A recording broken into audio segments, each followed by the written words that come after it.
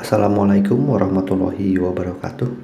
Halo, nama saya Nijar Fairuj dari kelas TI 21A. Di sini saya akan menjelaskan tentang materi integral dalam penerapan kehidupan sehari-hari. Baiklah, saya akan menjelaskan dari yang pertama, yaitu pengertian integral. Apa sih itu integral? Integral merupakan suatu objek matematika yang dapat diinterpretasikan sebagai luas wilayah ataupun generalisasi suatu wilayah. Proses menemukan integral suatu fungsi disebut sebagai pengintegralan ataupun integrasi.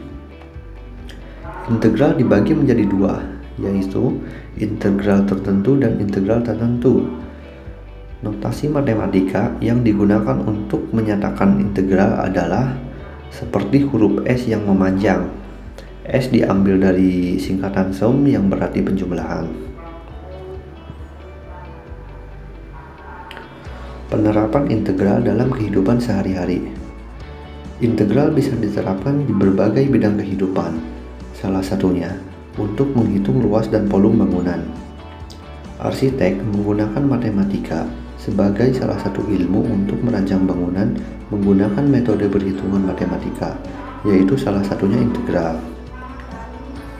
Jadi, integral dalam kehidupan sehari-hari sangatlah luas cakupannya, seperti digunakan di bidang teknologi, fisika, ekonomi, matematika, teknik, dan bidang-bidang lainnya. Integral dalam bidang teknologi diantaranya digunakan untuk memecahkan persoalan yang berhubungan dengan volume, panjang kurva, memperkirakan populasi, usaha, gaya, dan surplus konsumen.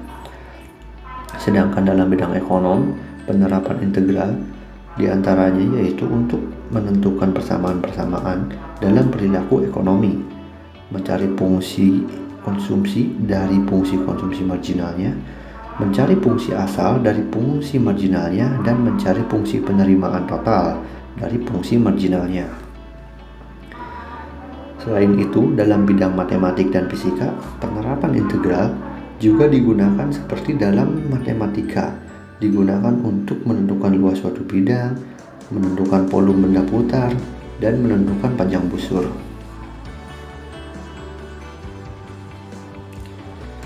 Di sini saya akan memberikan contohnya, yaitu dalam hal menghitung luas.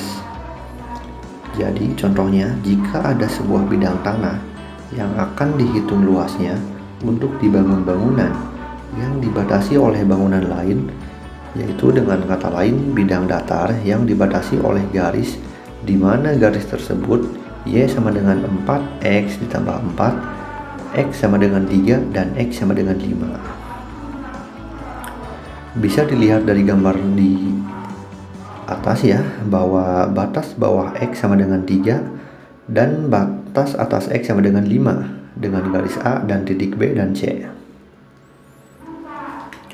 Kemudian masukkan ke dalam rumus sehingga perhitungannya seperti ini. Leibniz sama dengan integral dari A ke B F dalam kurung X dx sama dengan integral dari 3 ke 5 4x ditambah 4 dx. Kemudian diintegralkan menghasilkan 2x kuadrat ditambah 4x dari 3 ke 5. Terus kita substitusikan batas atasnya, yaitu 5. Jadi 2 dikali 5 kuadrat ditambah 4 dikali 5 dikurangi, kemudian kita substitusikan batas bawah yakni 3. Jadi 2 dikali 3 kuadrat ditambah 4 dikali 3, sehingga diperoleh 70 min 30 sama dengan 40 satuan luas. Jadi hasil dari luas tanah tersebut adalah 40 satuan luas. Dengan begitu, luas tanah tersebut dapat diketahui oleh para arsitek dan memudahkan mereka dalam membangun di atas tanah tersebut. Kita ambil contoh lainnya, yaitu untuk menghitung volume. Volume bangunan dapat dihitung dengan rumus ini. V sama dengan V integral dari A ke B X kuadrat dy, atau P sama dengan V integral dari A ke B F dalam kurung Y dikuadratkan dy. Contoh menghitung volume. Contoh penerapannya, ketika kita harus mencari volume kubah Taj Mahal di India contohnya, yang daerahnya dibatasi oleh fungsi X dalam kurung X sama dengan 5 min X kuadrat dengan batas atas 3 dan batas bawah 0 pada sumbu X yang diputar 360 derajat terhadap sumbu X.